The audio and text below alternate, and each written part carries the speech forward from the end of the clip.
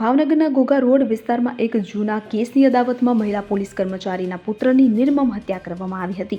આ ઘટનાએ સમગ્ર શહેરમાં ચકચાર મચાવી.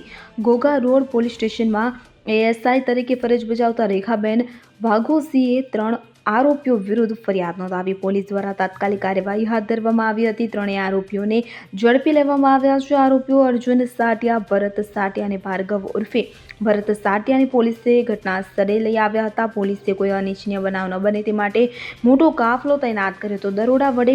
દોરડા વડે કોર્ડન કરીને આરોપીઓને લાવવામાં આવ્યા હતા. આજના રોજ ઘોઘા રોડ પર પોલીસે આરોપીઓ એટલે કે અર્જુન સાટિયા, ભરત સાટિયા અને ભાર્ગવ ઉર્ફે ભરત સાટિયાને ઘટના સ્થળે લાવી રિકન્સ્ટ્રક્શન કર્યું હતું. આ દરમિયાન આરોપીઓએ સમગ્ર ઘટનાની વિગતો વર્ણવી હતી. કોઈ અનિચ્છનીય બનાવ ન બને તે માટે પોલીસનો મસમોટો કાફલો ઘટના સ્થળે આવ્યો હતો અને દોરડા વડે કોર્ડન કરી આરોપીઓને લાવવામાં આવ્યા હતા. ઘટનાને જોવા માટે લોકોના ટોળા ઉમટી પડ્યા હતા.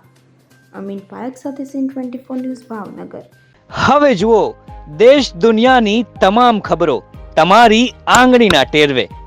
ઉઠાવો મોબાઈલ અને ગૂગલ પ્લે સ્ટોર પરથી ડાઉનલોડ કરો અમારી CN24 ન્યૂઝ મોબાઈલ એપ.